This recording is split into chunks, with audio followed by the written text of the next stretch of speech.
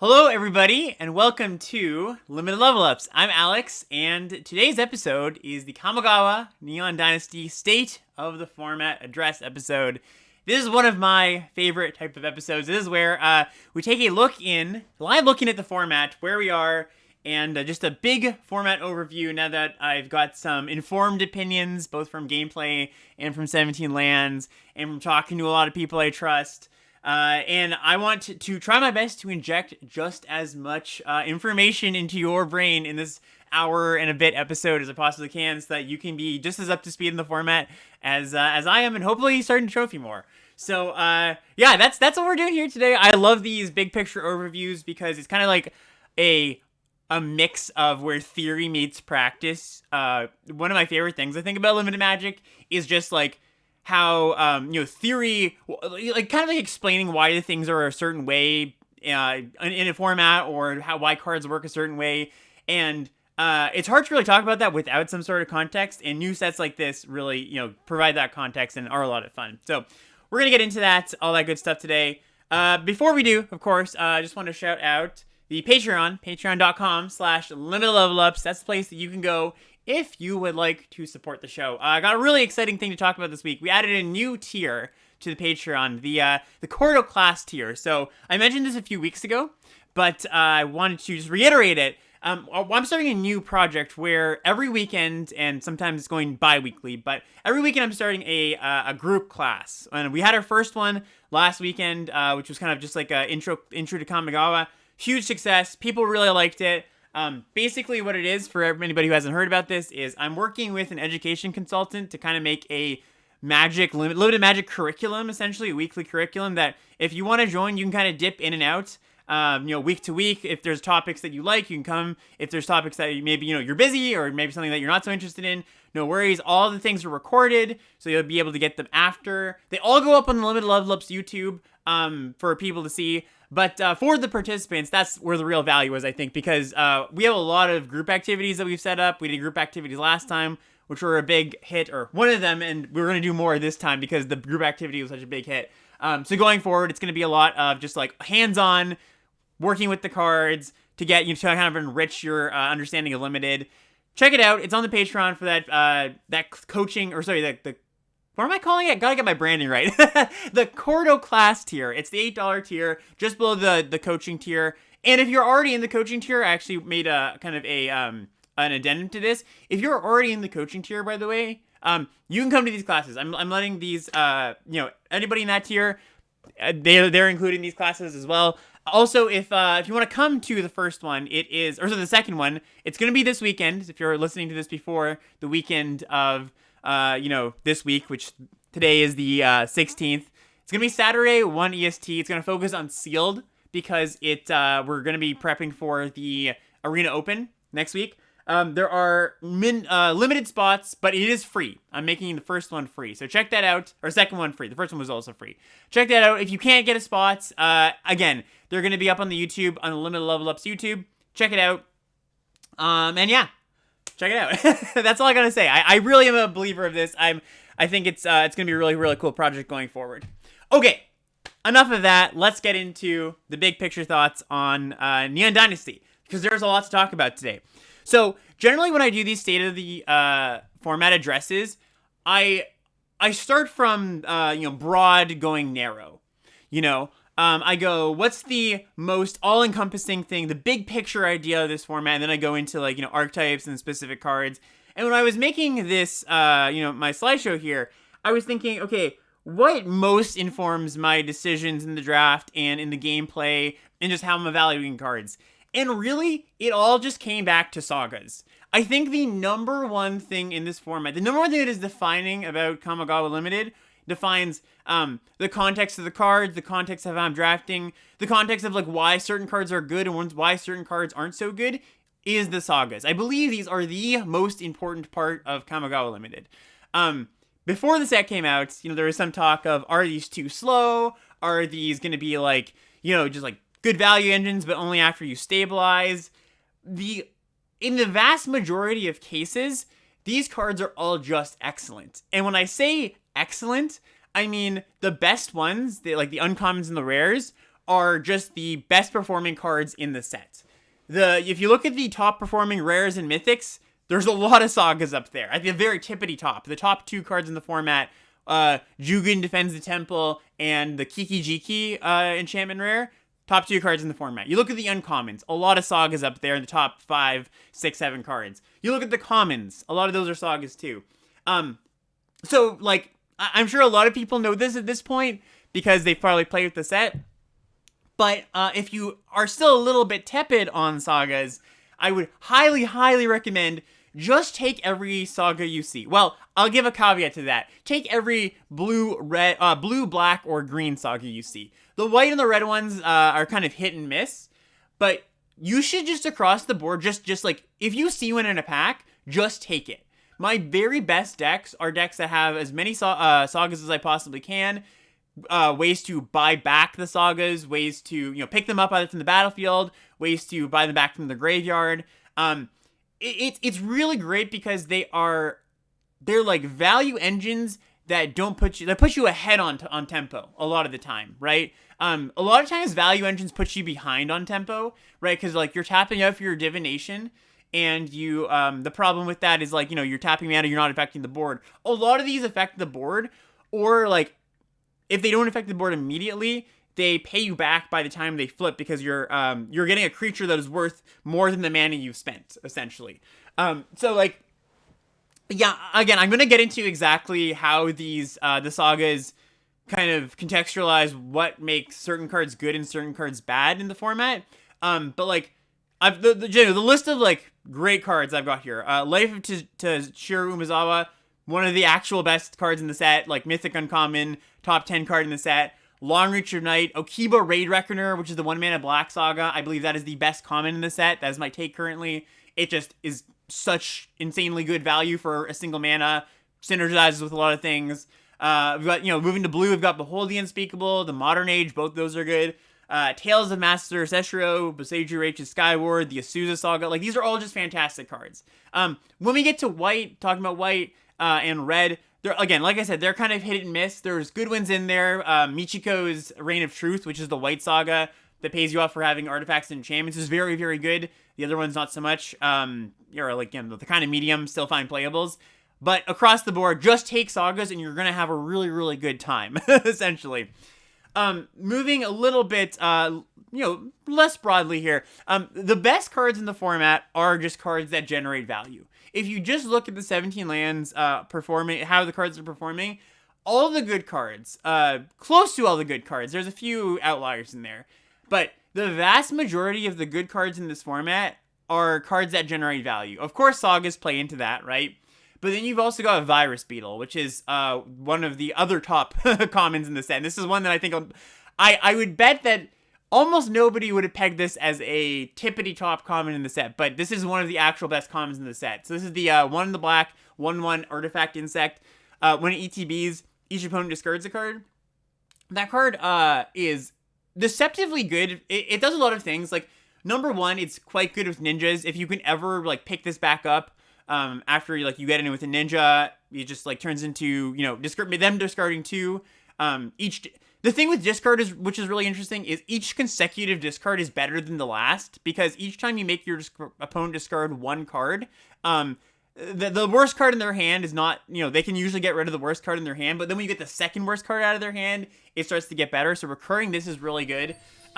It's also one of the better, like, we're going to get into this later, but I think as a whole, artifacts are a lot less valuable and just a lot less good than enchantments in this set. And this is one of the good artifacts, one of the few great ones.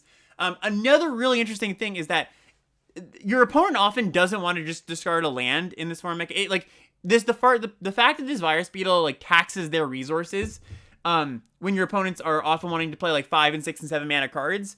Well, I guess there's no 7 mana cards, but they have use for a 7th land, means that pitching a land is actually a cost as well. So there's also some looting in the format, right? There's like the Modern Age, there's a few other things, and making them discard a land means that they can't just loot away a land to the Modern Age. So like basically all I'm getting here is that Virus Beetle is excellent. You should take this card extremely highly, like over the removal spells, just under Okiba Reckoner Raid. Card is great. Spirit Companion, which is kind of the mirror of this, which is the white the white 1/1 enchantment creature that draws a card. Very good as well for similar reasons, but different reasons, essentially. It ties into your artifact theme, or sorry, your enchantment theme, draws you cards. Like, I'm just basically talking about, I'm using these examples for value cards that provide you value. And all of the best cards in the format fall into that lens, or fall into that camp somehow, right? I would hesitate to take a card, just draft a card that isn't a 2-for-1 in some way, or at least can't provide you value in some way. Maybe a 2-for-1 is a bit of a big ask, but like something, if I'm just taking like a creature, just like a curve filling creature, like decent statted creature, that's a card that I'm not that excited about in my deck, essentially. I really want all of my cards to eke out value somehow in this set. Geothermal Kami is a pretty good example, right? Of just a card. It's like, that is a well-statted creature. This is the 4-mana 4/3. 4-mana 4/3 that you can pick up an enchantment and then you gain 3 life. Like, that is the type of card that, it's kind of beefy. It kind of fills that beefy role, but also provides you value in some way. So yeah, just be hesitant about cards that don't do that, essentially. Another a really point towards value cards being really great in this format is if you look at Red's commons. The top red commons are Synthesizer, Experimental Synthesizer, which is the red artifact, 1-mana artifact that exiles a card top of your library. You can play it, and then you can, like, whenever it leaves the battlefield or when you sacrifice it, you can exile the top card of your library. You can play that card too. That card is outperforming the red removal spells, the Shock and the Deal 3. And I'm going to get into that in a second as to why, but that's just another point to prove just how good the value creatures are. Okay, so with all that in mind, right, the sagas being awesome and the value creatures just being excellent in the format, this leads to removal underperforming, and it just not being a priority in general. So one of the things about this format is that, or just how people are drafting the format currently, is that I'm looking at the average last seen at and average taken at stat on 17 lands, and people are taking removal spells super, super highly, including the medium ones, right? So, like, the top drafted common is Twisted Embrace, which is a good card. It's the 4-mana enchantment that when it comes in, you kill something, and it gives the creature +1/+1. But then, like, the next drafted common is Intercessor's Arrest, which is the pacifism, and then Kami's Flare, which is the Deal 3. Then we've got, like, a few more down. Lethal Exploit, which is the 2-mana -2/-2 Voltage Surge. And if you compare where people are taking these cards to how well they're actually performing, like, you can see people are kind of just drafting the wrong cards, essentially, because Lethal Exploit is not a very good card in this format. Not a card I want very much. Kami's Flare is fine, but not a priority. When this is kind of Midnight Hunt-ish, where because there are so many value creatures, a deck full of removal spells can a lot of the times be a liability. When you cast a removal spell in this format, right, just in general, when you cast a removal spell, you are almost always down on that exchange in some way, either on value or on mana. Because often your removal spells, the removal spells are like kind of clunky-ish in this format, right? Your removal spells are killing the cheap cards, right? There's like a lot of good 1-drops, a lot of good 2-drops, or they're killing cards that already got value, right? So when people are putting the sagas in their deck, right? Like, if you have to kill the backside of the saga, you're down on that exchange. It's not a good exchange for you. I'm not particularly saying you shouldn't play removal spells. I'm just saying that they're kind of a necessary evil. And, like, because you need to interact some way. But a deck full of removal spells is going to really suffer in this format. If you're trying to be grindy in this format, you're trying to get to the late game, your best bet is to, grind through value with sagas, not grind by trying to remove all your opponent's stuff or answer all your opponent's stuff, because that's just not a good plan in this format. Worth noting that, a card like Assassin's Ink, which is the 2 black instant speed removal spell that costs less if you control an artifact and costs less if you control an enchantment, destroys a creature or a planeswalker. This card is like the 5th or 6th best black common or something like that, right? Or sorry, uncommon, sorry. And that's not particularly to say that this is a bad card. It's just that all the cards above it are cards that generate value. And it's kind of funny, right? In most formats, this card would be just like pretty good. Like put this in Crimson Vow, it's going to be a good card. And it's actually really funny that we're coming off of Crimson Vow, right? Where removal is such a high priority, right? Because you just had to kill a bunch of bombs. There's not as many bombs in this format that you must kill, and in fact, the must kill quote unquote bombs often, again, I'm going back to you're not up in that exchange when you cast your removal spell because you kill their Jugen, you kill their green, or not Jugen, that's from the original Kamigawa, whatever, their green mythic dragon, their black mythic dragon, and you're still not up in that exchange because they get some sort of value. So the thing that you have to kill still does not line up well against removal spells, which is really interesting. So yeah, back to Assassin's Ink just quickly. Like, because this card is performing, mediumly, it's like performing at the level of like an okay common, essentially. Like, that's not even to say that this card is really like too, bad in the format. It's just to say that normally this kind of card is good, and it points to removal spells being not so great in this format. Right? I think this is more a, not a symptom of the format, but kind of indicative of it in a way. So yeah, I mean, again, it's not that you shouldn't have removal spells in your deck, right? It's just that I think people are prioritizing them way, way too highly based on average last seen at where people are taking them. Kami's Flare, Voltage Surge, like one of the reasons red is underperforming is these red removal spells, which are generally red's biggest draws into a color, are not particularly well positioned in this format. Right, and that's why, and I'm going to get to this in a second, but red is, I think, the worst color in the format by a good notch, essentially. Oh, the other thing that's going on here, too, with removal is that, so this is a pretty complex format, right, where you really want to be assembling your own synergies. You want to be kind of like, you want to be being proactive, I guess I would say, like, playing your own plan, or like enacting your own plan rather than reacting to your opponent's plan. Like I was saying, you don't want to be trying to go like kill that. It just doesn't work that well. That game plan doesn't work very well in this format, right? It's and so when you're in that space of like, I just want to be proactive, like again, it's just like another reason removal spells kind of fall off a little bit. It's sort of like Constructed a little bit, where in Constructed, like, I remember when I first started playing Constructed, I was like, I was coming from Limited, and I was like, why do these Constructed players not just jam their decks full of removal spells? Aren't removal spells really good? And it's like the reason that Constructed decks don't jam their decks full of removal spells is because they're better off just playing their own proactive game plan and, doing their own thing. They're not so concerned about reacting, and that's a lot of what's going on in this format as well. Okay, let's move on to Strength of Colors. So the best color in this format, I think I don't want to say a wide margin, but it just feels that way to me because of how good it is and how deep it is green. Green is awesome. Green is really, really good. If you told 3 weeks ago, Alex, that green was the best color by a lot in this format, I think he'd think that was kind of funny because me and Ethan kind of trashed green in the set review. This is one of the bigger misses, I think, in the set review in recent times.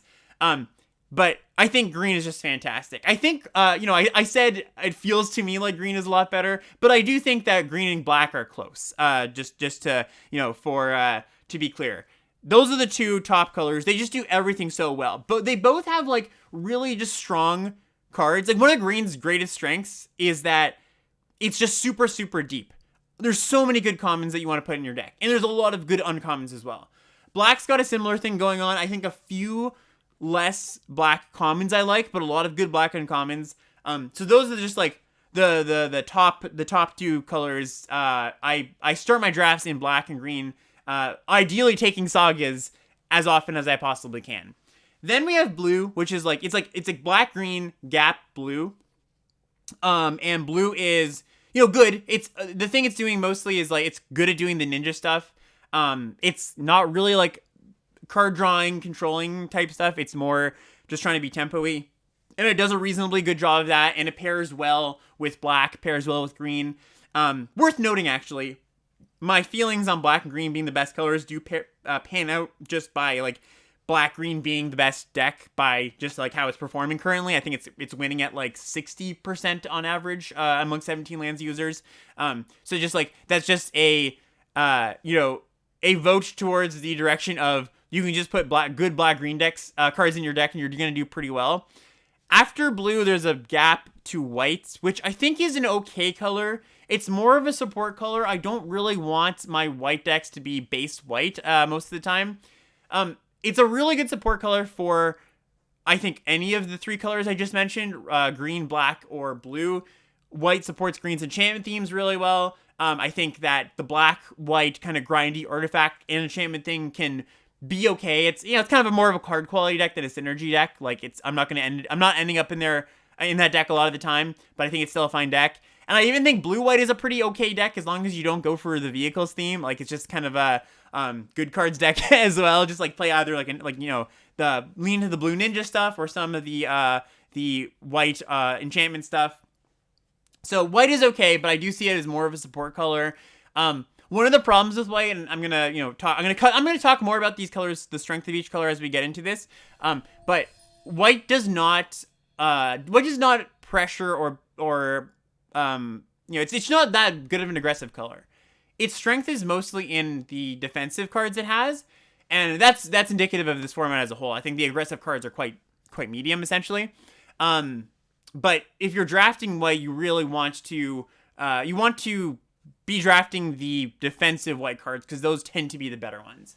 And then we have red at the very bottom of the barrel.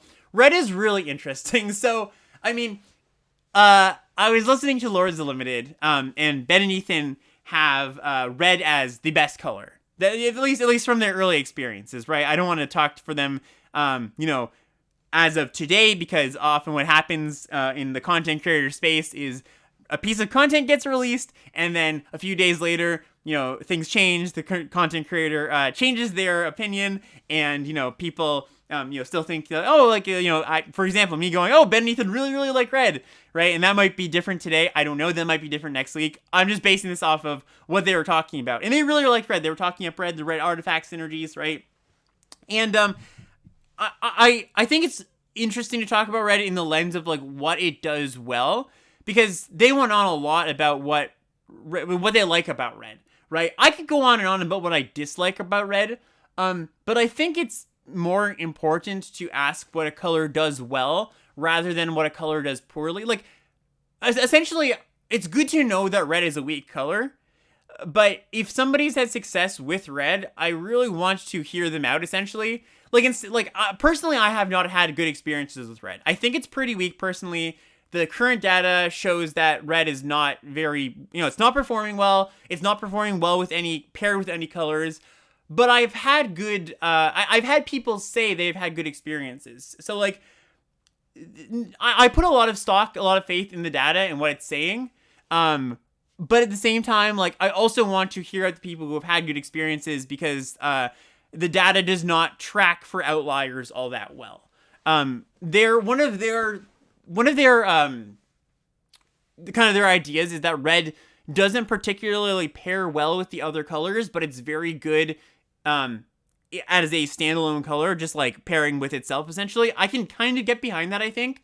My problem with that is that I think a lot of the cards are just weak on their own, essentially. So, like, yes, you can put a bunch of red cards in a deck. Like, say you have close to a mono red deck, and you have a lot of artifact synergies, and sometimes those artifact synergies come together. But the problem is, I think individually the cards are pretty weak. So if you don't have a particularly synergistic draw, the decks kind of fall apart. And I think that another big picture point is kind of that the pure aggression in this format, I think is pretty. I'm skeptical of it because the green and the white and the black and the blue decks have pretty, well, maybe not so much the blue decks, but the green, the black, and the white decks have really good ways of stabilizing and incidentally gaining life and putting up just good ground blockers.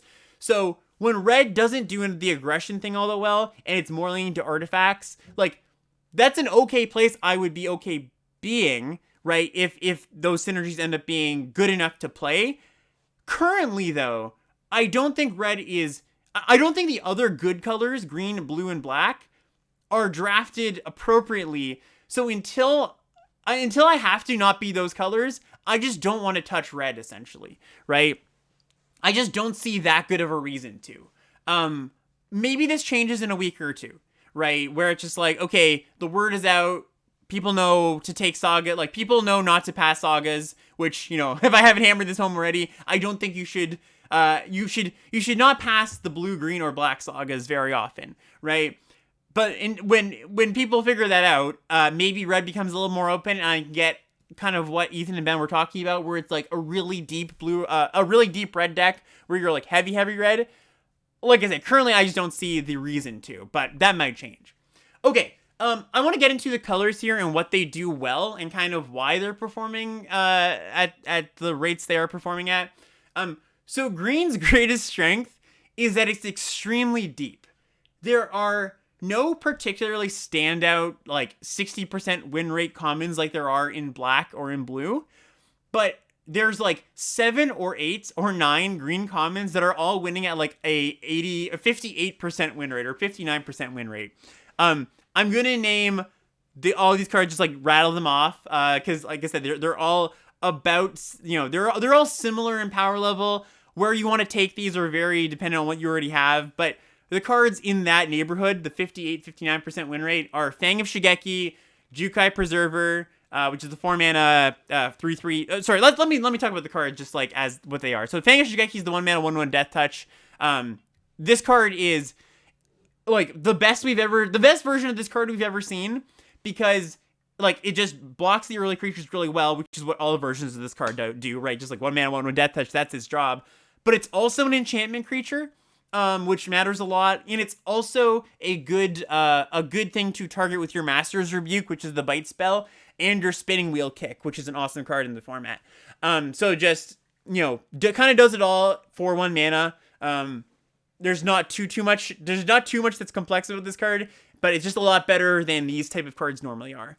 Jukai Preserver, 4-mana 3/3 enchantment creature. When ETBs put a counter on something, generically good card. Master Rebuke is the bite spell, generically fine card. Season of Renewal. This is one that might catch people a little bit off guard, especially when I look at the average last taken at.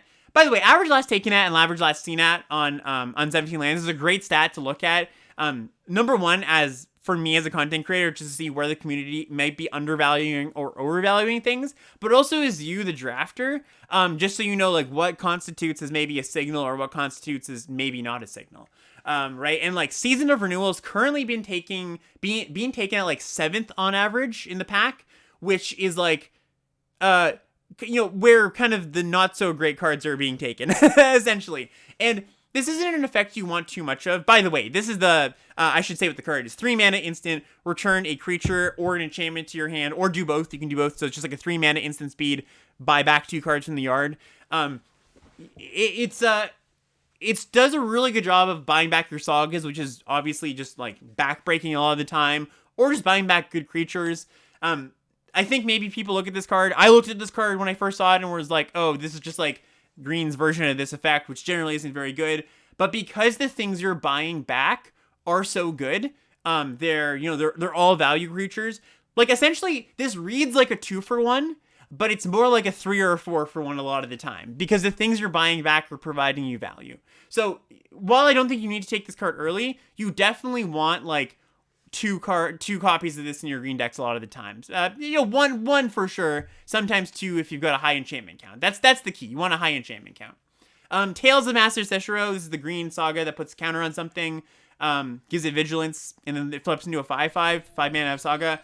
Just good value on your saga. It's a little bit clunky sometimes if you haven't developed your board, but the green decks, one of the reasons the green decks are so good is they've got good cards along the curve early in the game, like Fang of Shigeki into decent 2-drop, Jukai Preserver, Geothermal Kami, and then just like this flips into a lot of stats essentially. Geothermal Kami, huge winner. This is the 4-mana 4/3. When it ETBs, you pick up an enchantment and you gain 3 life. The 3 life gain on this is huge. The pick up a saga, again, like just another way to rebuy your sagas is really, really good. And then we have Fade into Antiquity, which is a card, I was just talking about how removal spells tend to underperform in this format a little bit. But one of the reasons that the removal spells tend to underperform a little bit is they're all, most of them are like conditional. And not to say that Fade into Antiquity isn't conditional, like, there's going to be times where you can't kill the thing you want to kill with this. Right? They have a non-artifact, non-enchantment that you want to kill. But I would say that the majority of the time, the thing you want to kill is an artifact or an enchantment. So while this looks like a conditional removal spell, it's actually one of the least conditional removal spells in practice in what you're actually trying to kill in the game. So this is a card I'm just like happy with the first copy of. The second copy, I think, is not as good. I think that one can falter a little bit just because, again, you don't want too many reactive cards. Like, when a lot of times you need to kill a Saga with this thing, you just go, okay, I can't let their, Behold the Unspeakable flip, but you're still down on that exchange a lot of the time. Doing that twice is not a good recipe for winning a game. Like, you're going to be down twice on an exchange, but the first copy is a card I would always play. And then we're just, like, keep getting into, like, really, really just, like, super, super deep, like, just how deep green is, right? We've got Commune with Spirits, Harmonious Emergence, and Tamiyo Safekeeping. Commune with Spirits is one I really want to talk about here as a card that, so we've seen, this is one that a lot of people ask me about, like, why is this card good? Because we've seen this effect, Commune, for those who don't know, single green mana sorcery. Look at the top 4 cards of your library, you may reveal an enchantment or a land, you can put it into your hand, right? We've seen this type of effect as, like, Adventurous Impulse, I think it was called. Look at the top 3, put a creature in your hand or a land, and there's, like, a few other variants, the Commune with Dinosaurs, which, I'm sure you can guess what that looks for. And those cards were not particularly good. The reason Commune is so good is twofold. One, threefold, I would even say. One, since the enchantments are some of the best things you can be doing in this format, finding them more frequently is just great. Just being able to consistently get the best cards in your deck, or more consistently get the best cards in your deck, is just, like, an inherently good thing to be doing, right? Two, generally when these cards are not good in a format, it's because the card type they're looking for, it's hard to have a density of them in your deck. Even just, like, creatures, right? You generally have, like, 15 creatures in your deck. Worth noting, the one that looked for creatures dug 3 deep, and that's a lot less than 4 when you're just looking at the numbers of, like, your likelihood to hit a certain card type. So that's one of the things, right? Just like this digs 4, not 3. That's pretty big. But, like, in this format, it's possible for your decks to consist of, like, 15 enchantments, right? So digging 4 deep for 15 enchantments, you're gonna hit not just, like, one a lot of the time, but you're gonna have selection, right? So that's really interesting. The other thing that's interesting about this card is a lot of people are calling this, like, the best green common. Again, like I said, the green commons are all really, really close. But when everything is flat in power level, right? When all the green commons are, like, pretty close, you just want a card that finds the best ones more often, right? And Commune does that. So I've been really happy with, like, it's really contextual how many, like, people often ask how many copies of this card do you want. It's super contextual on like, what your mana base looks like, because to play this card and be the best that it can be, you want it to be in a heavy green deck, right? So you can replace a basic land with it, right? If your deck wants 17 lands, you can play 16 lands in this card. As long as you have enough green sources, you can, essentially make this a land. If your deck wants 18, you can maybe play, 17 lands and 2 of these or something like that. But, like, I've played 3 of this card when I had 15, 16 enchantments, and it was fantastic, right? And then I've played in a deck where I've had not as many enchantments, and it's been, like, medium. So it really depends on how many green sources and how many enchantments you have in your deck. So just, be careful of that. Harmonious Emergence is another one that I'm going really deep on these green commons, by the way, just because there's so many of them. I won't be going as deep for the rest of the colors. This is the 4 mana green enchantment that is a 4/5 that you can enchant a land to give it vigilance and haste. Alright, the enchantment makes the land 4/5 vigilant haste, and this card is just like a fine top end card. Like, it's nothing special, but it's performing reasonably well. Like, just below where the other green commons are. So, just keep in mind this is a playable card. And then Tamiyo Safekeeping has been a card that I've been reasonably happy with. This is a single green mana instant. Target permanent you control gains hexproof and indestructible until end turn. You gain 2 life. For whatever reason, I think when I first read this card, and I think when a lot of people first read this card, the comparison to Snakeskin Veil wasn't obvious, and I don't know why. It's very similar to Snakeskin Veil, like, which is, this card, but for those who don't know Snakeskin Veil, it's 1 green mana instant, put a counter on something, it gains hexproof, right? And, like, the counter is nice for pushing damage and winning a combat, But the indestructible on this is also really nice. Like, that wins combats almost as much as the counter does, sometimes more than the counter does. And gaining 2 life is a really nice incidental upside. So if you just like look at this card as a Snakeskin Veil, I think it just looks a lot better. I'm pretty happy with the copy of this card in my deck, especially if I have some like high value things I want to protect.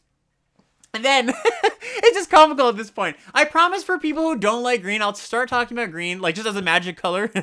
You should like green in the set. But for those who wanted me to hear talk about the other colors, I promise it'll happen soon. But I do need to talk about the uncommons, because they're so good. 2 of the set's mythic uncommons. And when I say mythic uncommons, I'm not using this term lightly. When I say mythic uncommons, I mean these cards are winning at a rate that is higher than the vast majority of rares and mythics in the set. These 2 cards are Kappa Tech Wrecker and Blossom Prancer. I think these are both in the top 10 cards in the set, performance-wise in 17 lands. So Kappa Tech Wrecker is the Ninja Turtle, 1/3 for 2 mana, ninjutsu 2 mana, ETBs with a Dutch fetch counter, and then when you deal damage, you can remove the counter to exile an artifact or an enchantment. For some reason, it exiles, doesn't destroy. I don't know why. They felt like they had to push this card a little bit more. This card's just like, if you've never had your tech wrecked multiple times, consider yourself lucky. I'm sure it will happen sometime in the format where your opponent goes, okay, I'll ninjutsu it in. And then they take it back with another ninjutsu card. And they do it again in the next turn. And then they do it again the next turn. And it's just like, it's an insane nightmare. This card is excellent. Blossom Prancer, this is the 3 green 4/4 reach creature. Basically, when it ETBs, you either, you look at the top, what happens is you look at the top 5 cards of your library, you can either take an enchantment or a creature. If you don't want to take any of those, you gain 4 life. It's just so good in all situations. It stabilizes you incredibly well.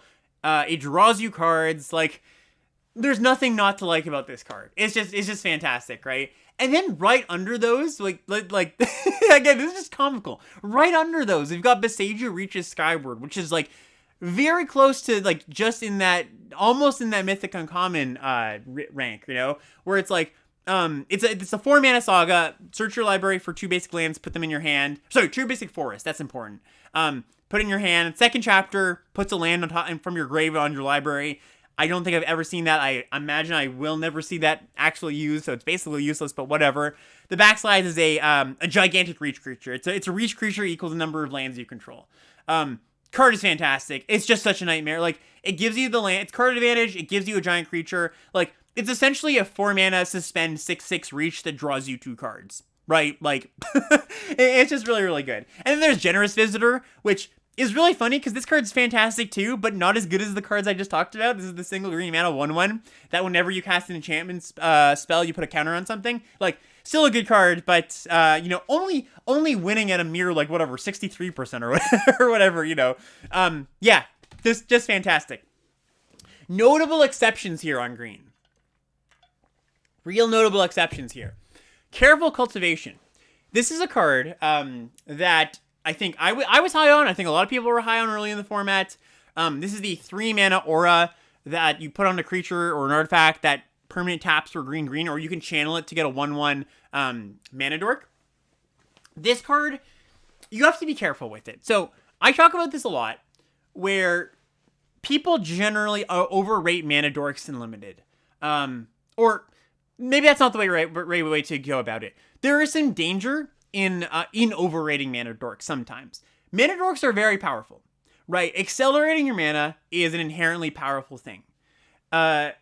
I think a lot of times people look at mana accelerants and view them a little bit in a bit of a rose-tinted light because they think of how good mana accelerants are in Constructed. And in Constructed, when you play a 1 mana or a 2 mana dork, you often are ramping into something very, very good. Right, you're ramping into like a Planeswalker, or you're ramping into like a Nasika's Chariot or whatever.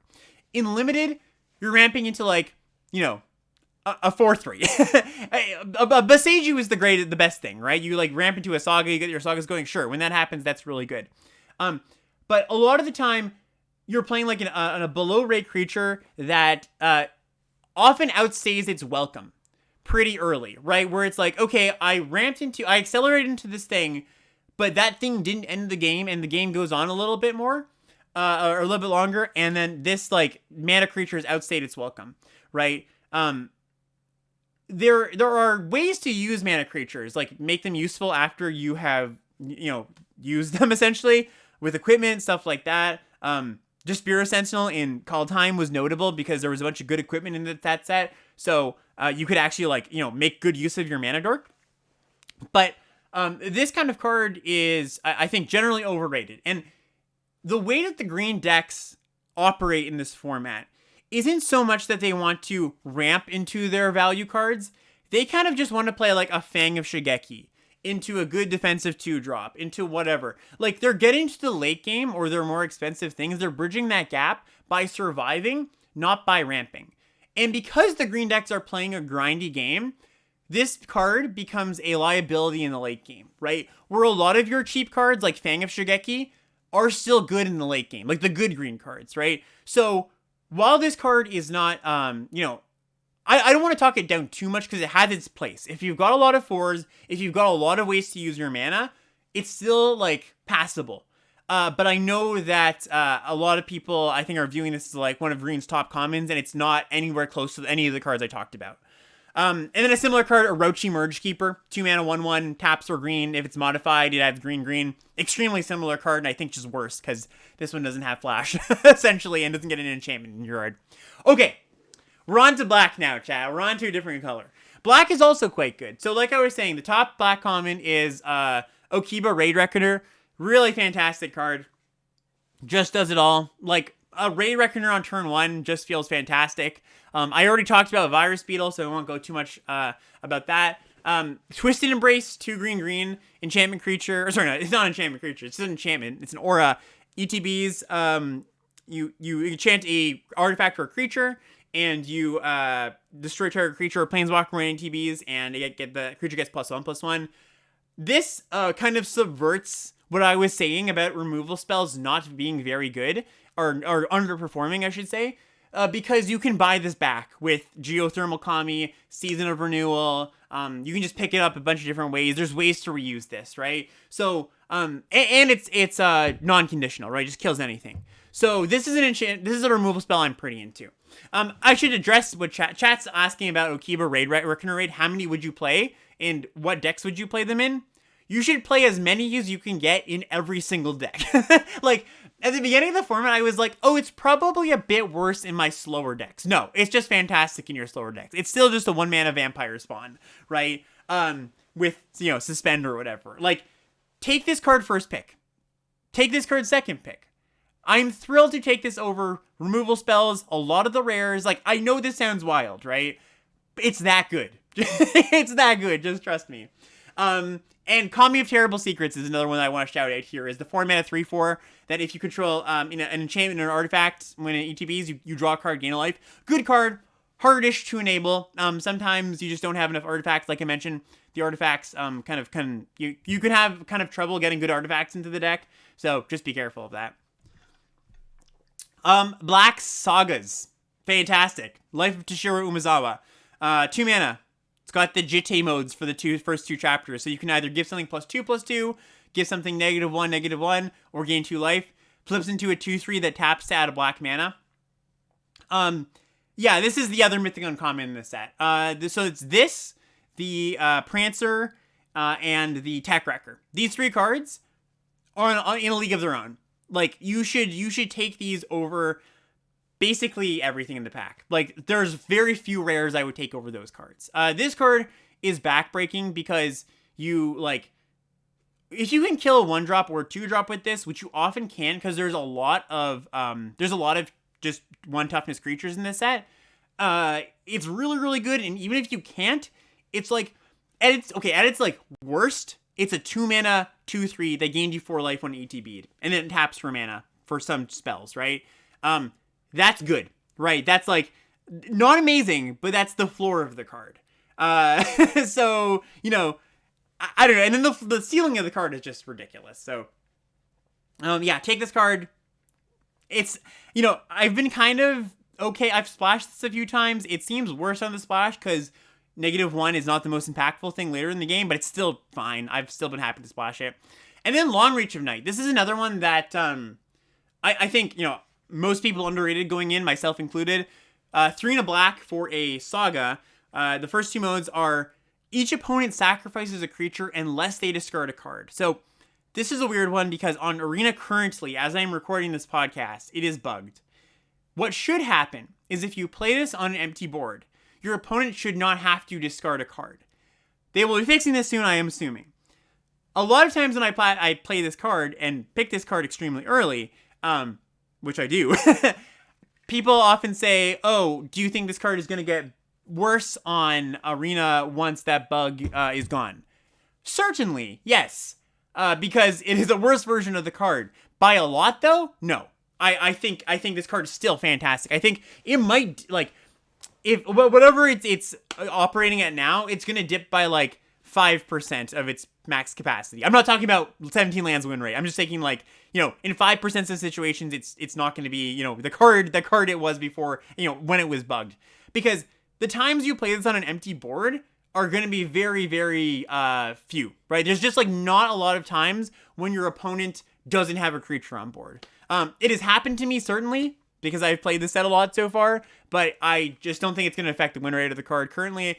And to be clear, this card is winning at 63% currently on 17 lands. I should also say, it flips into an 0/4 menace that when it attacks, it gets +X/+0, where X is the number of creatures in your opponent's board, in your opponent's grave, sorry. So it flips into a pretty good creature too.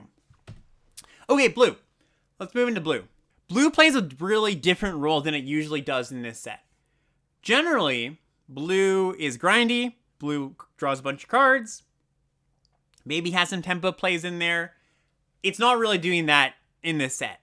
Or I should say the cards that look like they might be doing that. There's not a lot of cards that look like they might be doing that in the first place.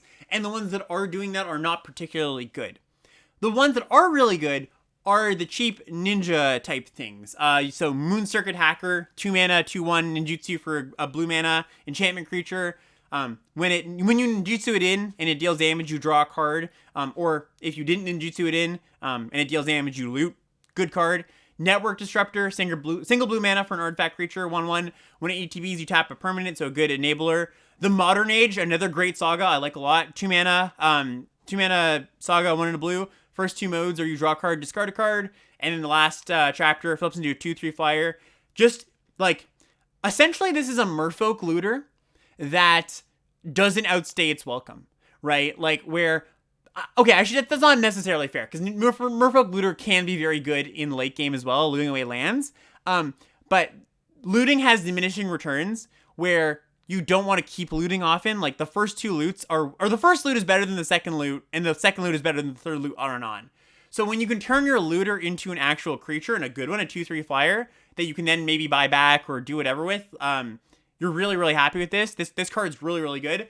And then Moonsnare Specialist. This is the 3 and a blue 2/2 ninjutsu creature that when it ETBs, you return 1 target creature to its owner's hand. With ninjutsu for 3 mana. So yeah, just this package, really fantastic. Really, really good. It's some of the best stuff that's going on in blue. And often blue can just have this synergy package of blue stuff. Of ninja stuff, sorry. White, going to white. So the 2 standout commons in white are Imperial Oath and Spirited Companion. Spirited Companion being the 1/1 enchantment creature that ETBs and draws a card. And Imperial Oath, a card I have not talked about just yet. I talked about this last week in the set overview, noting that it might be an overperformer. It was getting some heat on it. And yes, it is an overperformer. It is a very big overperformer. So currently this is I think somewhere in the top 5 performing commons in the set, on 17 lands, winning at a 61% win rate. Now, I want to caveat that a little bit with a few things. One, the people that are playing this card right now are good players, right? This does not look like a very good card, I think, to most players. And so most players are not choosing to put this card in their deck right now. And so you got this bias where most of the time when this card reaches a deck or gets put into a deck, it's getting put into a good deck by a good player, right? You also have the slight bias of, because this is not a good card, this is a card that, people do not value very highly, you get it very late. And because you get it very late, you don't have to pay a high price for it. Therefore, you're adding a good card to your deck for no draft cost, essentially, right? You just don't have to spend a real pick on it. You get it. No, you don't get it for free, but you get it for a much lower price than a card that would, that people do like a lot. That being said, all of that being said, the card is still very good. This card is still excellent. Now, some context here is that, like I was saying before, white isn't very good at being aggressive, and it's much better at slowing down the game and playing, just like an enchantment value game. So that's kind of the first thing to talk about with this card. 6 mana cards, generally not good in aggressive decks. Don't worry, you don't have to put this in your aggressive deck. The card effect is really desirable. You can essentially equate this to like a Ravenous Lindworm, a Honey Mammoth type card, where it comes down and it stabilizes you extremely well. What it does better than those cards, right? It's actually a bit more like Bookwormy, or there's that Hour of Devastation 7/7 that gained you life and scryed you, right? It's a bit more like one of those cards because the scry 3 on this is massive. The fact that you can play this as the last card in your hand and then it gets, you can like dig to more gas, means that you're not going to, like, it's essentially kind of a Saga-ish in the way it plays out, right? Where like it's just a value creature. So like your opponent playing this often feels really backbreaking because they've just stabilized their board or added a bunch of pressure to the board. And then they, scry 2 cards to the bottom, keep 1 on top. You're like, oh no, that's a complete disaster, right? It also means that like they play kind of well together because you can like chain them. I know a lot of people have come in with the idea of, or kind of like presented the idea of like, oh, but you can't play too many. While this is like true because it's a 6-drop card, you can still play like 3 copies in a deck set up to cast them, and I think you're going to be happy with them. The other argument against this card I've heard is that the creatures do not attack very well, and I don't think that is necessarily true, right? A 2/2 does not attack very well on its own, but when you have multiple 2/2s, you can kind of just send, especially with Vigilance, right? You can just kind of send it in. If they eat 1 creature and you deal them 7 damage because your other creatures are attacking, that's a good deal. You'll often kill them over the course of 2 turns with this card. So where this card lands in a few weeks, hard to say, right? When people, get the memo, the secret's out. Currently though, just play them in your white defensive decks. Play the first 2 copies, sometimes the third. White uncommon, I want to call out Michiko's Reign of Truth. This is the white saga, 1 and a white. First 2 chapters, or target creature gets +1/+1 until end of turn for each artifact and enchantment you control. The backside flips into a creature that is power and toughness equal to the number of creatures and enchantments you control. Just like one of the best uncommons in white. I think the best uncommon in white. Again, Saga's overperforming. Card's busto. White's not all that good at being aggressive, but this isn't really an aggressive card. It's just a good card. Like, yes, it pushes damage, but the backside also just flips into a giant thing for 2 mana. So, yeah, you should, like, this is in the range of you should first pick this card happily, essentially. Some underperformers. So I was mentioning that the white sagas are a bit of, not so great compared to the other sagas, like the blue, the black, the red, the white ones, or the blue, black, and the green ones.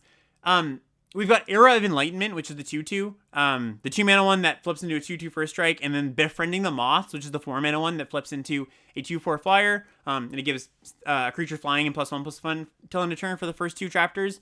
Era of Enlightenment I found to just be like a filler card. Like, it's good because it is an enchantment, and sometimes your decks care about that, but again, it doesn't like really give you quote unquote value. Like, the scry is value adjacent, but not quite the same as an actual value card. So I don't know. It's a filler card. It's not that important, but you can put it in your deck. Befriending the Moths is a really powerful card, a powerful aggressive card. The problem is the white decks just aren't very aggressive. So this card falls off a bit. Like, you could put this card in your deck, as, kind of your 23rd card, but it's nowhere close to the other sagas. And I want to make that distinction. All right. Red. Red is the problem child. Like I was saying. So Red's biggest draws are its removal spells, Kami Flare, and Voltage Surge, right? I mentioned those cards before and the problems with them. The best performing common currently is Experimental Synthesizer, which is the 1 mana red artifact that draws you cards and makes a 2/2 if you sacrifice it. So I don't want to speak too harshly towards Red. Maybe I've already spoken a little bit harshly towards Red, but I don't want to speak any more harshly towards Red. I will just retain my statement before, basically, that until I find a reason to draft Red, I will not be, I will not feel inclined to. Now, again, this is not to say that you can't have success with Red, and I have seen people, have decent Red decks, but if I'm going into my next draft hoping to win the draft, I'm just not going to be that enticed by the red cards, especially because Kami's Flare and Voltus Surge are underperformers. So, yeah, I don't know. I don't have too much to say about Red, other than what I've already said. I think I've already said my piece on it. I don't want my words about Red to come off as, you should never draft this color. That's not at all what I'm trying to say here. The main thing I'm trying to get at is just that until the meta adjusts, I don't think you should have to draft Red, essentially. Okay, so I've been dancing around, another big picture point here. I've been kind of dancing around that. That was all the colors, by the way. It took up a lot of time, but I've been dancing around kind of this dichotomy between artifacts and enchantments, and I kind of just want to get a little bit deeper into why the enchantments are overperforming and why the artifact synergies are underperforming. So, one of the things, the main reason why the artifact synergies are underperforming and the enchantment synergies are overperforming is because the enchantment synergy cards are just better. They're just better cards in general. Just the way, rawly, purely, they function better as Magic cards, right? There are more contextual reasons, though, right? So some of the payoffs for enchantments, or the enablers for enchantments, are the sagas, which we've established are just great, right? I've said, over and over again that they're great. Sagas generate value when they enter the battlefield. And a lot of the ETBs, or enchantment payoff cards, also generate value when they enter. A lot of the artifact payoff cards, all of the artifact cards that care about artifacts or want you to play a lot of artifacts, they don't do anything on ETB. They don't do anything when they come in. They ask you to set up a board of kind of like this, like not exactly a Rube Goldberg machine where you need like all these intricate parts, but they want you to keep them on the battlefield.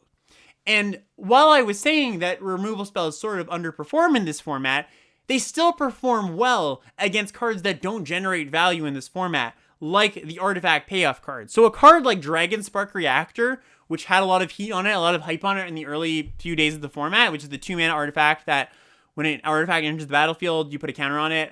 You can sacrifice it for 4 mana to deal damage to a creature and a player equal to the number of counters on it. While that card had a lot of heat on it in the early days of the format, it's just turned out that it's too easy to exploit. Like, you're doing all this work, you hope this card comes down on 2, and if it doesn't, it's really painful. And even when it comes down on 2, your opponent usually has some sort of answer for it. And even when they don't have an answer for it, it's not like the end of the world. They get a good rate removal spell that deals some damage to you and your creature, right?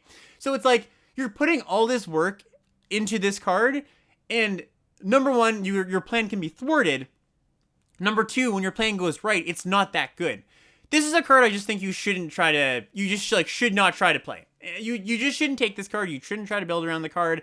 I think even in a deck that optimizes it, it's just not a very good card.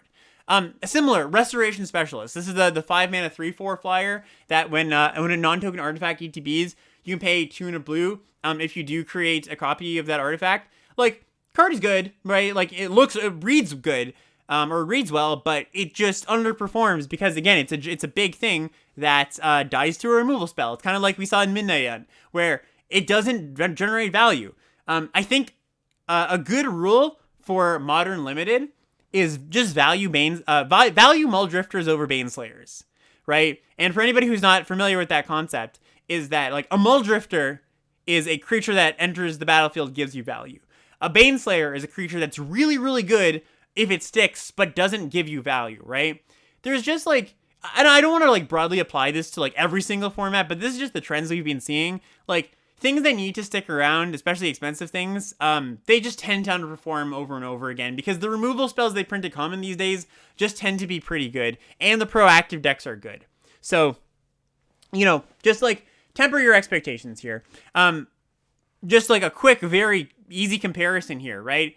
Your opponent has Fade into Antiquity into their deck, right? The Exile artifact or enchantment card. Like that on paper, that sounds like it should hurt the artifact deck equally as much as the enchantment deck, but it hurts the enchantment deck so much less because, again, they generate value. They generate value on ETB where the artifacts generally don't. So that's just another reason that the artifacts are underperforming. Vehicles, following the trend of artifacts underperforming, the vehicles in this format just kind of suck. Like, so as a deck, blue-white, I was mentioning, is like a decent deck, I think, as long as you're not doing the vehicle stuff. Like, the payoffs for vehicles, there's just not a lot of them. And the vehicles themselves are not very good. Like, I should caveat that with the rares are good. And, like, most of the rares are just good, good cards. But the commons and uncommons are just across the board bad. The blue-white gold card, the 3/4 that attacks and makes a 1/1, or whenever a vehicle attacks, make a 1/1, is a pretty good card.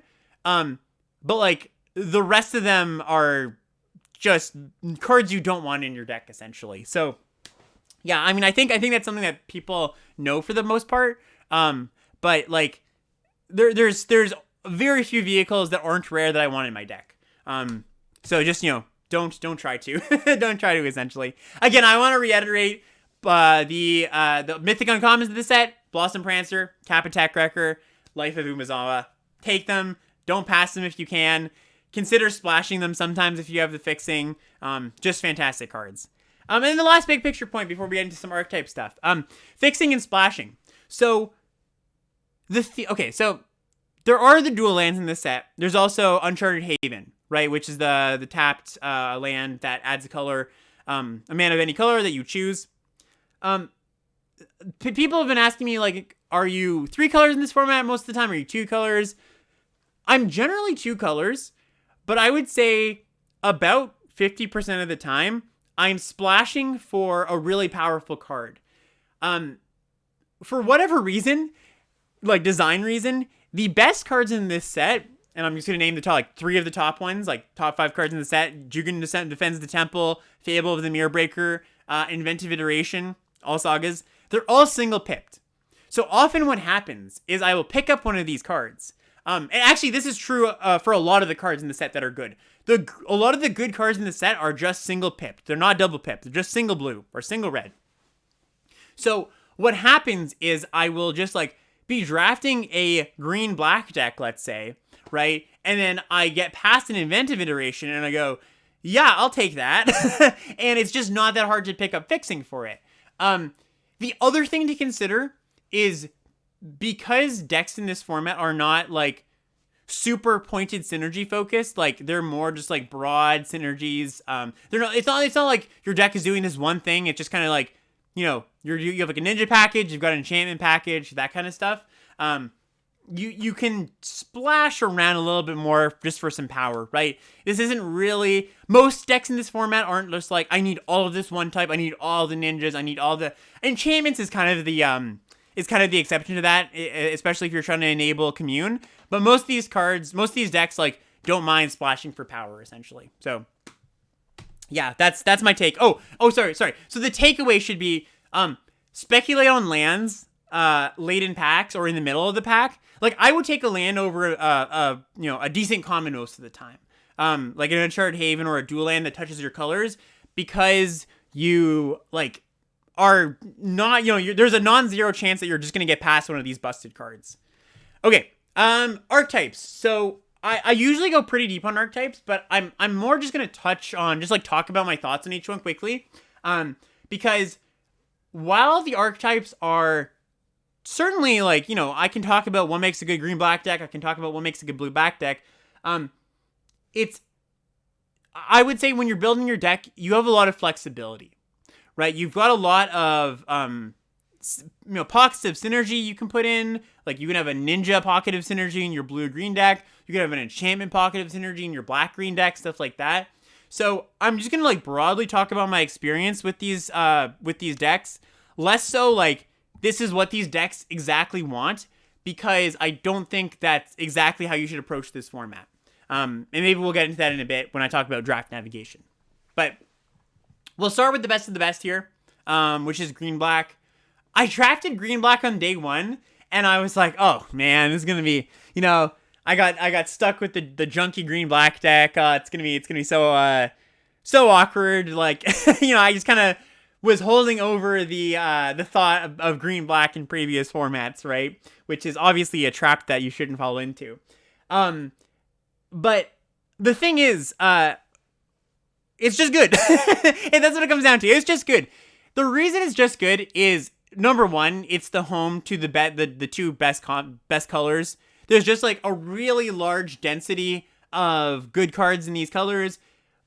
And often, like, I think you can look at this deck and go, oh, there's not a lot of synergy going on. Because the theme is recursion, quote unquote, which isn't actually like a theme that you can build around. And, well, that's like true to extent. I actually think the recursion name or the recursion label is pretty apt, because you're not only recurring things from the graveyard with like Gloomshrieker, which is the golden common, and like Season of Renewal, but Geothermal Kami. That's it. No, yeah, I said it right the second time. Geothermal Kami actually does recur things from the battlefield really, really well, especially the black removal spell. And you also have ninjas, right? You have a few menace creatures in this in green and black. Especially like, Gloomshrieker being one of the key ones that play really, really well with ninjas. And there's black ninjas and there's good green ninjas, so you kind of get that overlap. So basically what happens here in green black is you've got a bunch of good cards with minor or synergies that look minor but end up just playing out really well, essentially. So yeah, green black's been great. You just get into this deck by taking the good cards, essentially. Ninjas. Ninjas is a deck that I think potentially could have the actual highest ceiling of any deck in this format. Like, I think maybe a good ninja deck is the best deck in the format. I am not steadfast in that position. I could definitely buy that just a good green deck is the best deck in the format. But the ninjas decks can certainly have some explosive starts. I think a little bit of what's going on with the ninjas stuff right now is that it's a really, really tough deck to play. Like, it's performing a little bit worse than like the green decks, for example. But it's also really tough in the sense of like deciding when it's worth sacrificing tempo for putting a ninja into play, or like knowing exactly the ins and outs of the combat step. Because the combat step, if you don't know the ins and outs of the combat step and don't know exactly how to use full control to the best, to its maximum to get full use of your ninjas, you can miss out on some value. For example, a common play pattern that I often do that I don't know what's my opponent's hand, but I haven't seen this from my opponents very often. I don't know how many are aware of this. Is what you can do is you can attack, put in your Moonsnare Specialist, which is the Manowar bounce something, right? It's still unblocked. You've gotten the bounce. And then, for example, you then ninjutsu in your Moon Circuit Hacker for a single blue mana, right? So, like, just as a visualization, you attack with your 1/1 flyer. You've got 4 mana, right? You go, the 1/1 flyer is unblocked. You put the Manowar into play, the bounce creature into play. The bounce happens, and then you have to go into full control on Arena to do this, or else it's going to pass through it. But if you go into full control on Arena, there is a step after damage, or before damage is dealt, right? Or after damage is dealt, whatever one you want to do. Sometimes you'll want to do after damage is dealt, sometimes you want to do before, depending on what you're actually putting into play. But what you can do with this example specifically is go, put the Specialist into play, don't go to damage just yet, right? And then put the Moon Circuit Hacker into play, and that deals damage. So you essentially get like 2 ninja in kind of things. You could also do this the opposite way, right? So you've drawn a card with your Moon Circuit Hacker, and the card you draw is the Specialist. After you've dealt damage, you can then put the Specialist into play by returning the Moon Circuit Hacker, because technically the Moon Circuit Hacker is still attacking. It's just in the end of combat step, which is a step that if you started playing Magic on Arena, you might not even know that's existed, right? It's a weird thing that they don't actually show very well on Arena. But there is a step after damage happens and you're still technically in combat. That creature is still attacking. So that's something to look out for. I think that while Ninjas is also just comprised of a lot of good cards, right? Just like good blue and black cards. The synergies are pretty good. And also I found just having like a Ninja package is pretty good in your blue-green decks, in your like just blue X decks. Like I think a successful blue deck could be any color combination with a Ninja package, with the, with the 1-mana 1/1 flyer and the Moon Circuit Hacker and the Moon Snare Specialist. Like just that package of those cards, and Modern Age too. Modern Age matters here as well a lot too. So yeah, I almost don't think of Ninjas as a deck so much as more as a package, honestly. Obviously that package is at its best home in black, but I think that you can like move it around to a bunch of different decks and it's like totally fine. Blue-green, just a lot of good cards. Honestly, it's got the enchantment synergy stuff going on. You can have some of that ninja stuff. I don't have too much to say about blue-green. You've heard me talk about how good these cards are, so there's certainly synergies, right? There's certainly synergies that will pop up specifically with the blue-green cards.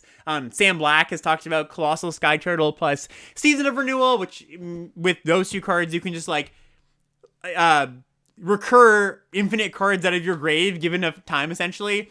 You can also have the combo of Season of Renewal plus Sky Turtle plus the channel card that discards to make a 1/1. Yeah, NCAA in my chat right now is saying he's done this, and it's basically the world's slowest Sprout Swarm, where with like a bunch of mana you could just like Season of Renewal back the turtle and the channel card and make a 1/1. The turtle buys back the Season of Renewal, keep going. It's nonsense mostly. You're not going to do this really, but it's just funny. It is something you could do. So blue-green is just a value deck. It's a pretty decent way to, it's a pretty decent home for splashing. It's a pretty decent home for just like good cards, good sagas, Green-white. Green-white's another one I like a lot. Like, this is a deck where you're just going to really, really try to have as many enchantments as possible. I think it is the best home for the white cards, I believe, because the white cards play the best with the green cards, both being enchantments and being slow cards. Again, not too much I want to say about this, but just a place I've really, really been impressed with. Jukai Naturalist, which is the golden common, really great card. It's the 2-mana lifelink that enchantment spells cost 1 less. Just a fantastic card. Really, really happy with it. And then I do want to talk about Samurais just quickly as kind of a failure. Like, I was optimistic about Samurais going into the set, but white being not a very good aggressive card, white being not a very good aggressive color, and red underperforming in general, leads, and the Samurai cards just not being very good, like the attack alone cards, and even like a lot of the gold cards are not particularly good, like Asari Captain's not good. Boros has 3 rares, which I mentioned in the set review, and only one of them is good. Only the 3/3 First Striker that gets extra combats is good. The other 2 are not particularly good. So like, there's not like that many ways to, not that many reasons to get into the Samurais in the first place. And when you're there, it's not that good. So like, and one of the other problems too is that what white does best and what red does best are opposite, right? Like white does enchantments best, red does artifacts best. So you've got kind of some dissonance there a little bit, right? Like I can imagine you're heavy artifacts or heavy enchantments, but then you just have like the problem of, well, you're drafting and some of the cards you see just aren't for you, and that's just kind of a problem. I do want to call out, I've been trashing, or trying not to fully trash, but talking down red, this full podcast. I do think red-black is good.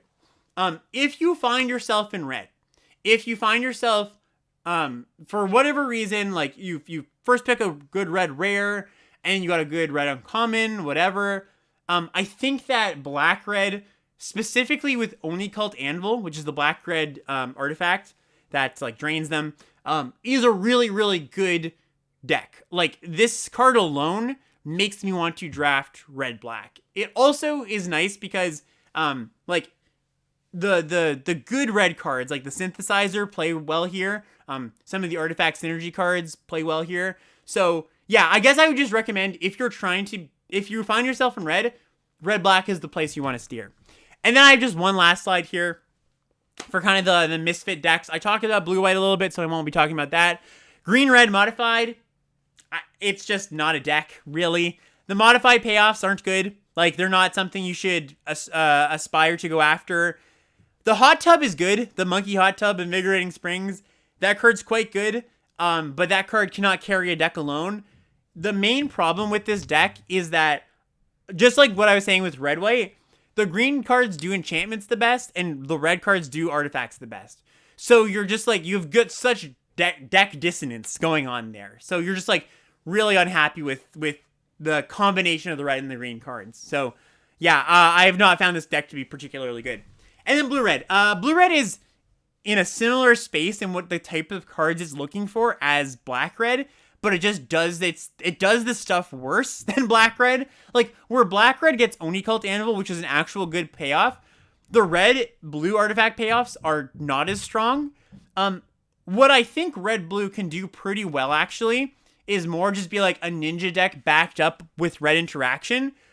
One of the problems with the red interaction spells, like I was saying before, is they can kind of, they're not very good in a long game because you just like get outvalued. But if you were being aggressive and using your removal spells proactively, then the red removal spells get pretty good. So this is a home for if you end up with a bunch of the red interaction spells. I do think I have played against a good red-blue ninja deck, and it like is kind of a beating. So yeah, I just wouldn't try so hard to get into the red artifact stuff if you're blue-red. Just like play good blue-red cards. And that's just the theme across the board for these decks that don't really have good themes. Okay, one last thing I want to get into is draft navigation. And draft navigation, I'm not going to take too long here. I just want to say that this is not really a carving or a reading format. A carving format being, oh, I really want to get into this archetype, so I should. Cutting the table, that kind of stuff. A reading format being, I'm really reading the table, seeing what signals are open.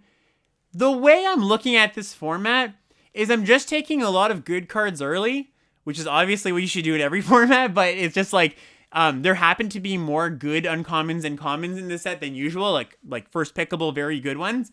So often what happens is at the end of pack 1, I just have a lot of really good cards in my deck, and depending on what those good cards I've picked up early are, that informs the direction I want to take my draft. So because there's a lot of really good cards at common, you can kind of have some liberties with how open a color is, and you still being okay playing it. Like, it's hard to get cut out of green. It's hardish to get cut out of black, right?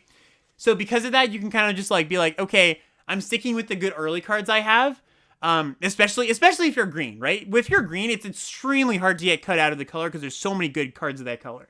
And then once you've got those early picks in pack 1, you do a lot of like comparison and just like analysis of what your cards want. Like, oh, I've got a lot of really good sagas, so I want cards to buy back my sagas, and I want cards that like interact well with enchantments.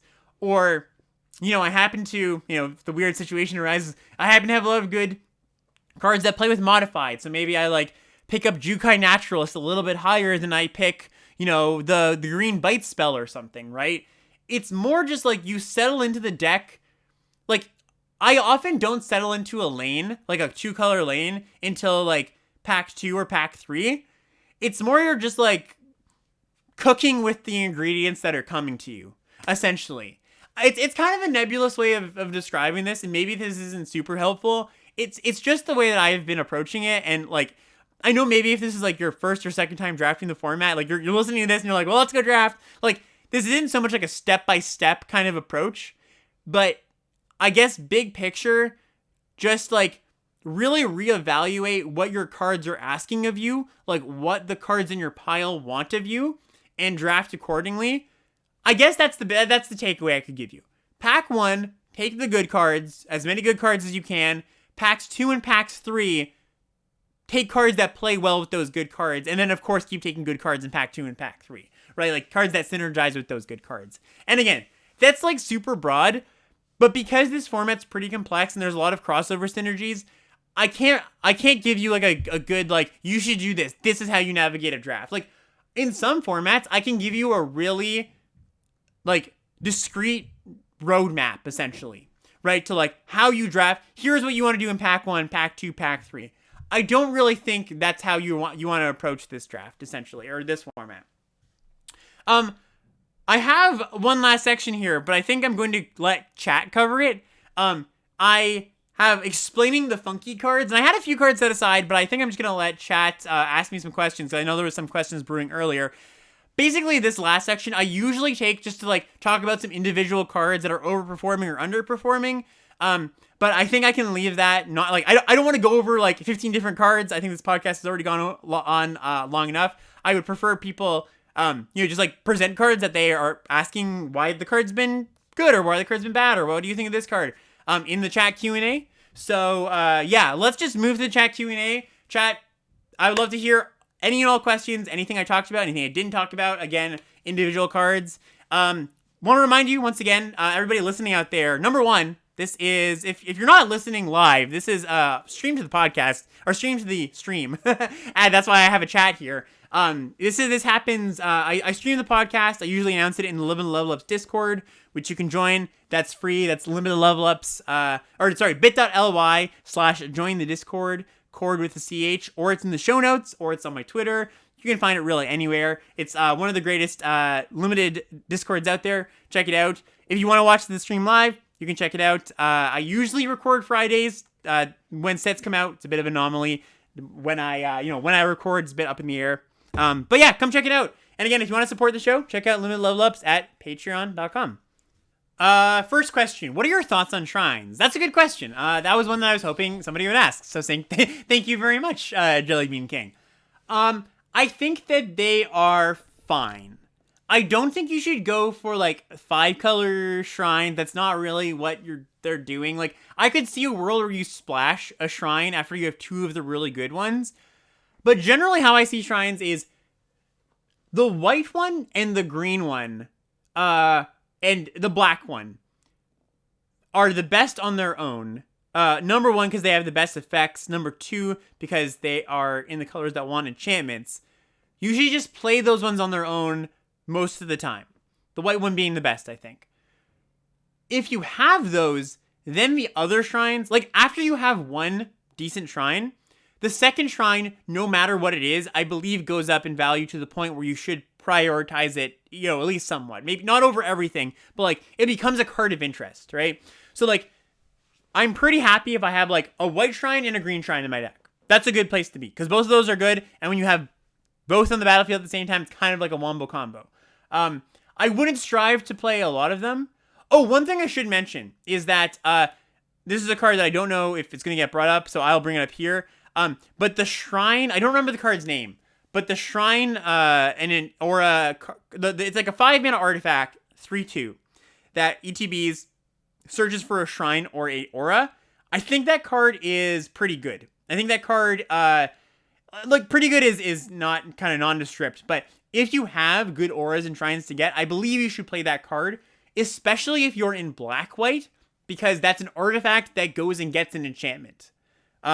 So I think that card is a little bit underrated right now in the sense that, like, I don't think anybody's really putting it in their deck, and it's putting up pretty good numbers.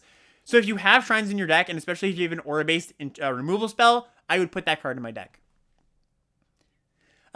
Jason says, how much do you agree with this statement? Oath is a colorless card. This is the white Oath 6-mana code.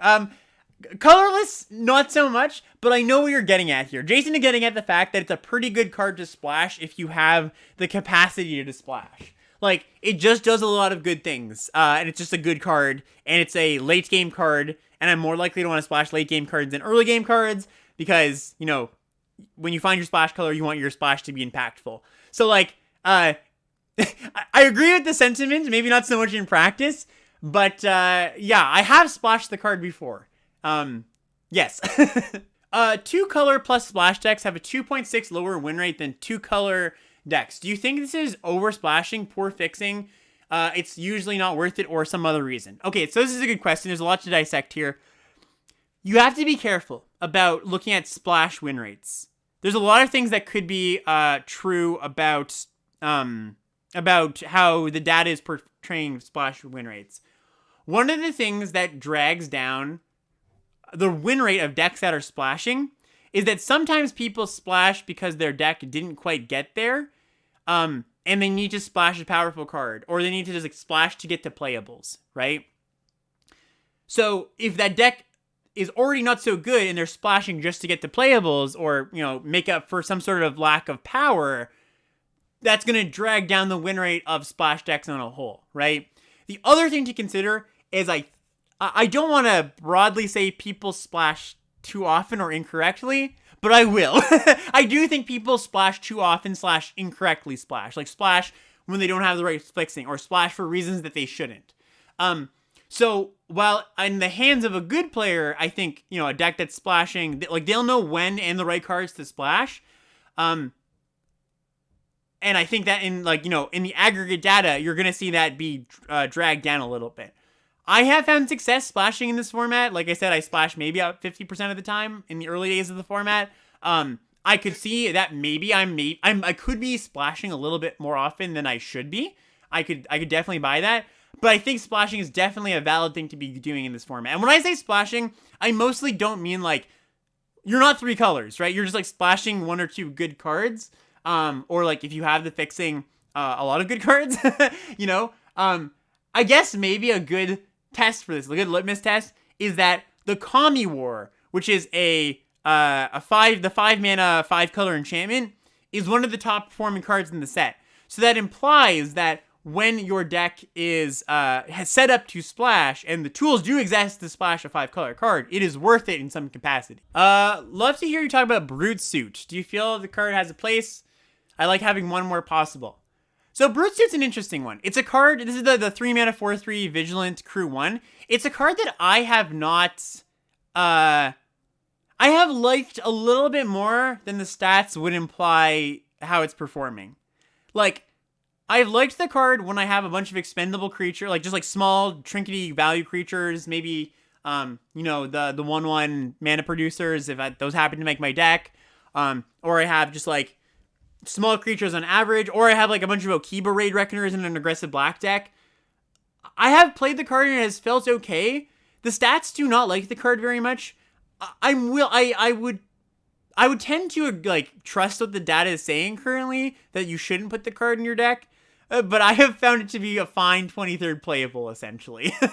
I don't think it's a card you should try to play, maybe is a good way of putting it. Like, I would prefer for the card not to be in my deck, but I don't think it's a disaster when it gets there, or when it is in your deck. Norika Yamazaki, how do you feel about this? This is the white Yamazaki, and I guess we should also talk about the red Yamazaki. So the white ones, when Samurai attacks alone, you get to rebuy an enchantment, and the red ones, when a Samurai attacks alone, you get to rebuy an artifact. I don't like either of these particularly, honestly. I like the white one's better than the red one because it's cheaper and enchantments are better than artifacts. But I tend not to have many Samurai in my deck, except for like on Imperial Oath, and by the time I cast Imperial Oath, like I don't need that like small ball kind of value. And so often when I want to get the effect from her, I have to attack with her. And so she's like, turns into like rebuy a card, make my opponent trade off, which isn't the worst thing in the world, but I also don't think it's like that good. She gets better when you have good things. Like if you have the good sagas, like the really good ones, yeah, you want to rebuy those. But I think she's like worse than Season of Renewal, for example, in a deck that could cast both of them. And I think the red one is worse because it's just clunky as all hell. And like 4 mana for that effect has not been very good. We got no love for Bamboo Grove Archer. Seems like the best card to defend from ninjutsu / aggro while sagas are spending. Yeah, so this is a card that I definitely underrated going into the set. I don't think it's awesome. It doesn't make my deck very often. This is a 3/3 defender with reach, by the way.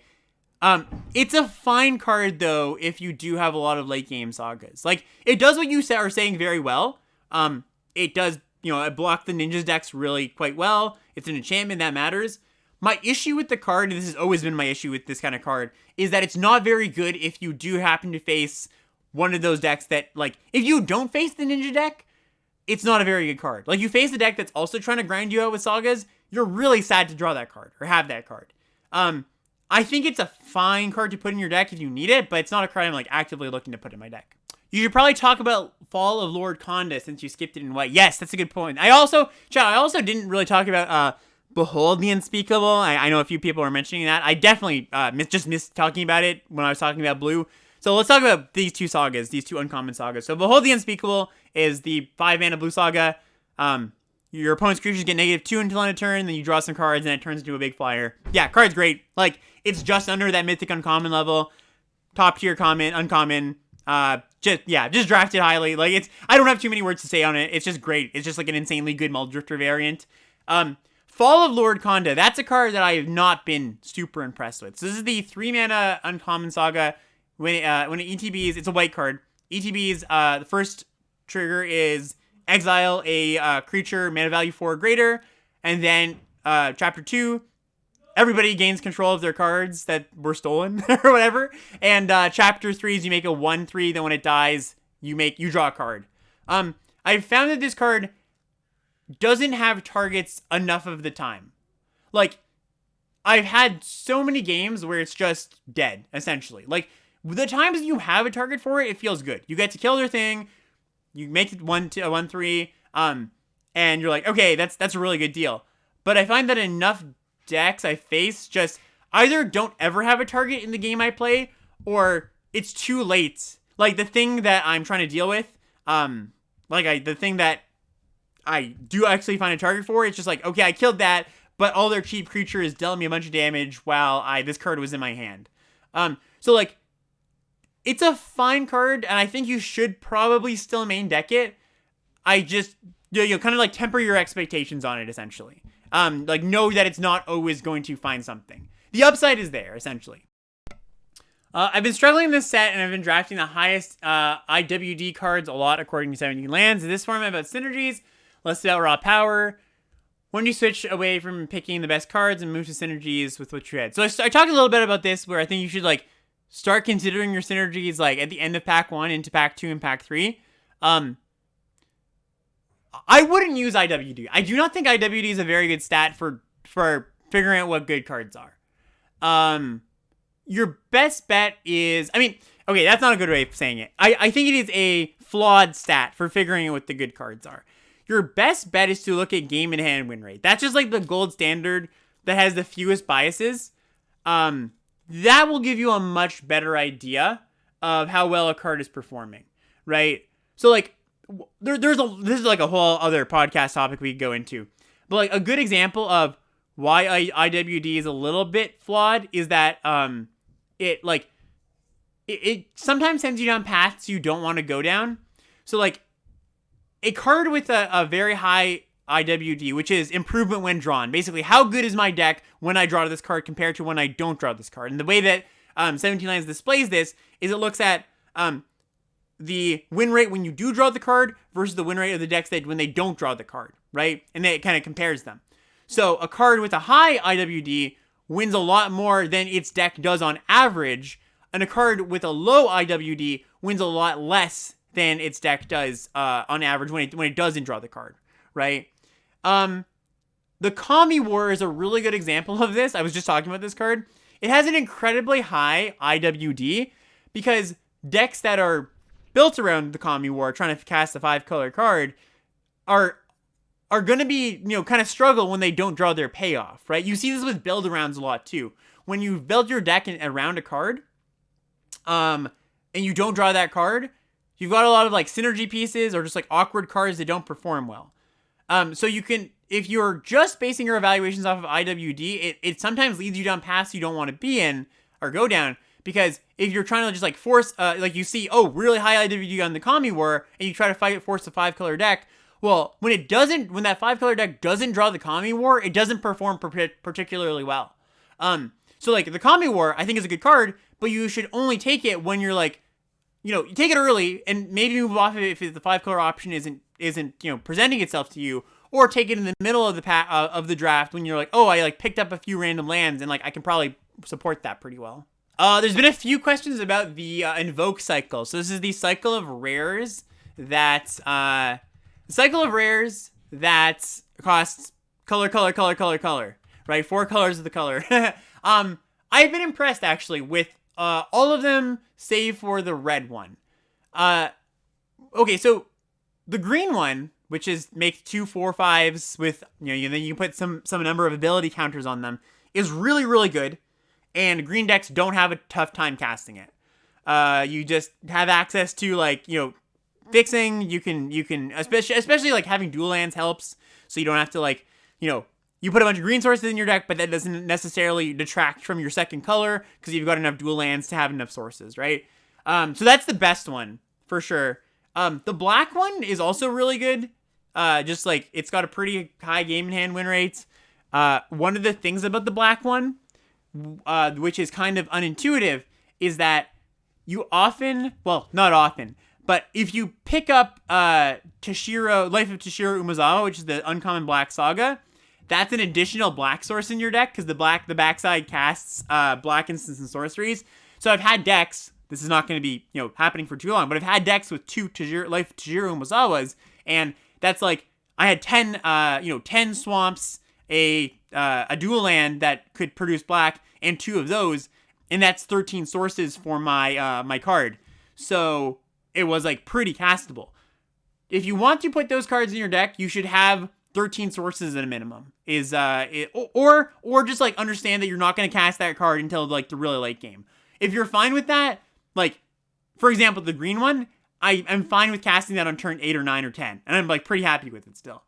The white one, maybe not so much. The blue one, I mean, the blue one's still really good too, but it's like a trade-off, right? Either you're casting it on time or you're casting it later, and I think casting it later is still fine. You just have to understand that that's going to happen. Okay, so there's a few questions here about some of the artifacts, and I think we should talk about some of them just as, kind of wholesale here. There's a few ones that I wanted to talk about too that I didn't get to. So let's just give a little quick look at the artifacts here. Some of the commons and uncommons mostly. Containment Construct. So this is the 2-mana 2/1 artifact creature that whenever you discard a card, you may exile it from your graveyard. If you do, you can play it this turn. I found this card to be bad to okay. So the idea here is if you have a lot of channel cards, or if you have, like, the modern era, you can play this card, right? And it, like, gives you value. I've just found that you don't have to work this hard for your value, right? Like, yes, you can envision decks where it's like, oh, cool, you can, like, draw some cards off of it. Or you could just play a Saga, Like, I can imagine a deck that doesn't have, especially in a week or two where you don't get, like, 5, 6 Sagas in your deck, right? Where you're like, okay, this is a good value engine because I didn't get there on other value engines.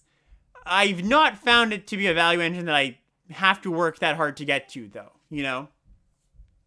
Tawashi Guidebot, which is the 4-mana 2/1 that puts a counter on something and then 4 tap, draw a card, cost 1 less for each modified creature you control. This card's been okay. I like it better as a value engine than Containment Construct. You have to work a little bit less for that. It's not as hard of a value engine to set up. I found it to be, like, it's kind of in the same spot. Like, I haven't found I needed to play it, but because I, like, just have a bunch of Sagas, but I can imagine a deck where I don't have that, and it would be a fine card. There is a card I do want to mention for sure that hasn't been brought up, that I think is just a generically good card in this format, and that's Searchlight Companion. This is the 3-mana 1/1 flying artifact creature that when in ETBs you make a colorless spirit creature token. Just like, so actually this leads into a slightly bigger point that I didn't touch on in the main part, but there are a lot of X1s in this format and a lot of X1 hate in this format. This is kind of both of those things. It is an X1 and it is X1 hate because it makes multiple X1s, right? That's one of the reasons why Life of Umezawa is so good, because it's good X1 hate, right? It often will find a good target. So this Searchlight Companion I like a lot because it comes down, it makes 2 bodies. Often it'll brick one of their creatures, the 1/1, or, like, it threatens to trade with, like, a 2-drop or a 3-drop. And the 1/1 flyer can peck in. And if you have any ninjas in your deck, this card's really quite good. Like, being able to rebuy this feels pretty good. I know it's just like you're just netting 1/1/1, but that often translates into a full card. Or, like, gaining 4 life when you trump block or something. Card is very good when you have ninjas, and I think just a fine card without, honestly. Yeah, it's got a really, really high win rate in blue-black specifically. All right, chats. Thank you so much for hanging out. We're going to wrap it up A lot of info. Hopefully not too much info, but a lot of info we covered. Yeah, thank you so much for hanging out today. If you're listening on the podcast feed, again, I do record these live. You can come check them out and ask questions. Just want to, again, shout out the Cordo classes. If you want more info on those, if you're interested in those, contact me anywhere. Discord, Twitter. Like I said, first one's this weekend. I keep saying the first one, but the second one is this weekend. It's on Sealed. It's going to be a good time. A lot of group activities. A lot of, places to flex your magic prowess. And, limited spots for those. But, get in there where you can. The link for that is on my Twitter. It's also on the Discord. But, check that out if you,